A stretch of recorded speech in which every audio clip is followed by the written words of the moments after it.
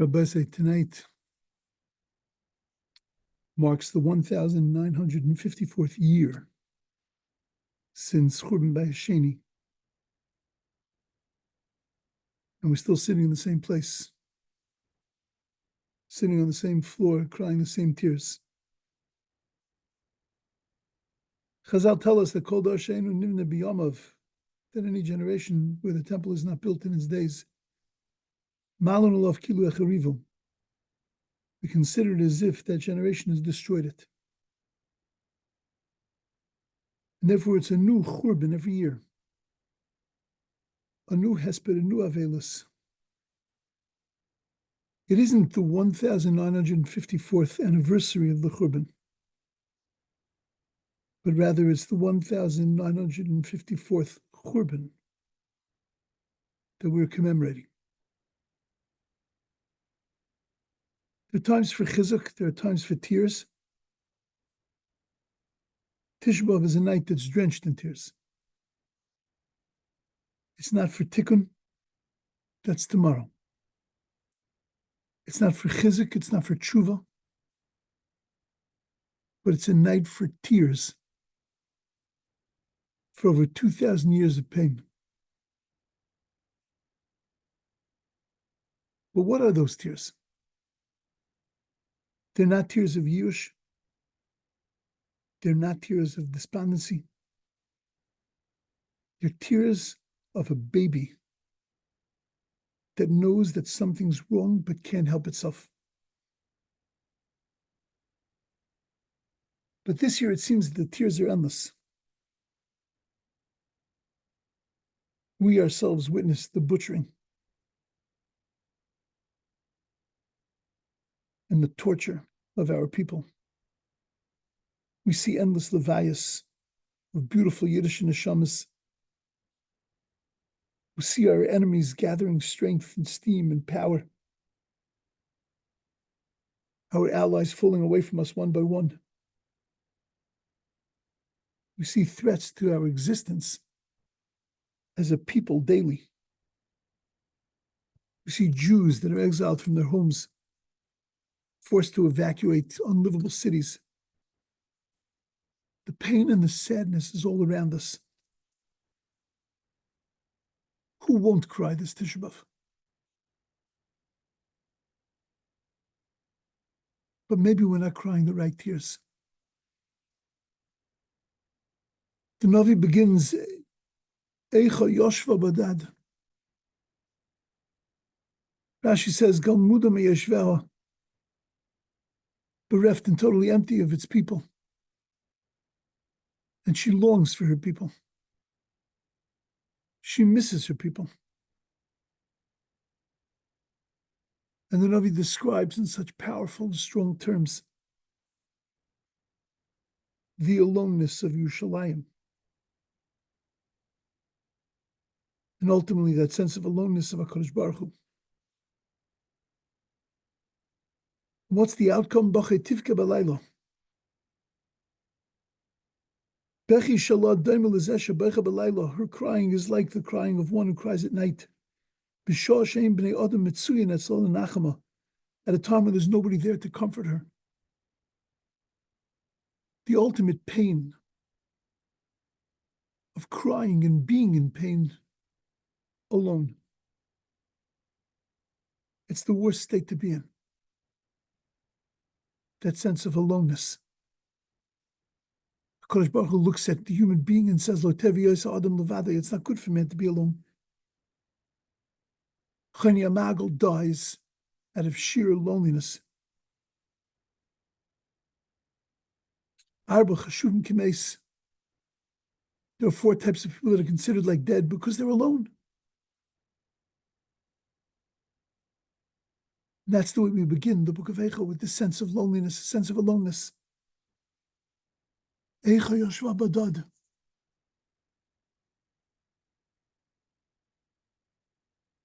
But there's a problem. Because loneliness is really seen as a bracha. As Bilam tried to curse us, but then gives us the bracha, Hina am levadad yishkon. Rashi says that we inherited the kayach to be alone. from the Avos. Avraham Avinu's ability to be able to stand on one side of the world, the first Ivri, and everybody else on the other side. Vayivaser Yaakov levadoi. By the human being. There was Nivri Yechidi. Well, which is it? Is it being alone? Is that a bracha? Or is it the worst of curses? Maybe there's two types of being alone. Maybe there's being left alone, which is a terrible curse. And there's the strength to be able to stand alone. And that's the blessing. And that's the real tragedy. And the real cause of tears. The realization of that sense of aloneness, of that disconnection, of feeling lonely in our own existence, feeling lonely from not feeling that connection to the Rebbeinu Shalom, from living behind this mechitza shel barzel that we have erected. All the pain of the past 2,000 years are just symptoms. It's not about the Churban. And it's not about the Spanish Inquisition.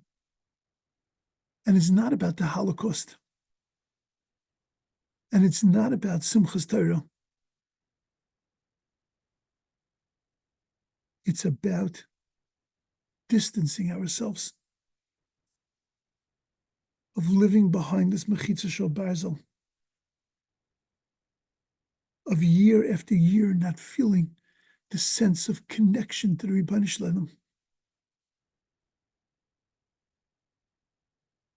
Year after year of not recognizing how far off the center we have become, how we've allowed ourselves to be like anesthetized and missing the point of everything that we're meant to do. How did it get there? So the Navi tells us, Yadashar Koneo v'chamor yavus ovus ba'alav, that even an ox and a donkey knows its master. But Yisrael lo yada, but not the Jews. We don't recognize where everything is coming from. We think it's coming from our hands. We think it's coming from who knows where. We forget. We forget ultimately about where everything is coming from, what the source of our existence is, what the reason of every Shabbos, the reason of every mitzvah, the reason of every davening, the reason of every chesed. And says the Navi, you know why? Because Ami lo yizbainu. Because my people didn't stop to think.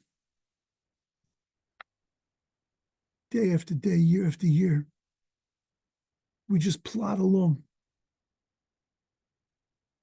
And we don't always get the opportunity to stop and to think, what's the point of all this? What are we doing here? What are we missing? That's Eicha. Eikoi, how could this have happened? How could we have allowed ourselves to fall this far? And to distance ourselves so much? All we have to do is to look around us and to see what happens when a nation forgets to think, when a nation forgets to consider. Our Avelis is described as Misha Mesa and Mutalafonov, somebody who has the dead person is lying right in front of them. What's the mace that's lying in front of us? Is it Eretz Yisrael? Is it the Jewish nation? Is it all the Kedoshim that we've lost? Is it the Beis HaMikdash? No, the mace and Mutalafonov That's us. That's that part of us that's conscious and connected to the Rebbeinu Shalom.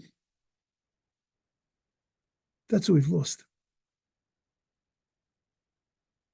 Tonight we cry because of the sense of disconnection, of loneliness that we feel. That's the Bechia Shel Chinam that we cry the very first time. And that we suffer through and cry every single subsequent year. Of that feeling of nothingness when everything is right in front of us. That feeling of disconnection.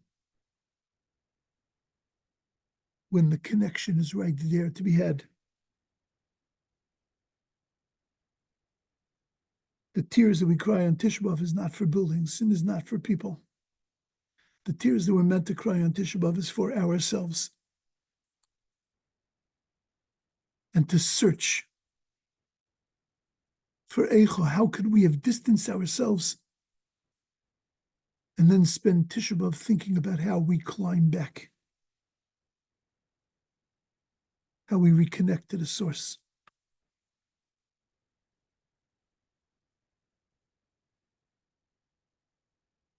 In the closing days of World War II, the Allied forces had just liberated a city, and a group of soldiers watched as a mother and a daughter walked in front of them, seemingly oblivious to what was going on. The young girl was holding her mother's hand and shielding her eyes from the sun. The soldiers moved closer to the mother and the daughter, but they didn't seem to notice. As they came closer, they heard the young girl turn to the mother and to say, "Mommy, is it okay to cry now?" The soldiers quickly realized what they were seeing. The young girl and her mother had been in hiding for 11 months to escape the death camps. And during that time, the young girl was instructed not to make any noise lest they be heard, not even to cry. The mother kissed the daughter on the head. And she said, "Cry, Shefla. Go ahead, you can cry now." Tisha B'Av is a night of tears. It's a night of the realization of this is what happens to a world that becomes distanced from its creator. Cry, Shefla. It's okay to cry. Hashivenu Hashem elecho v'noshuva. Chadei shomenu k'kedem.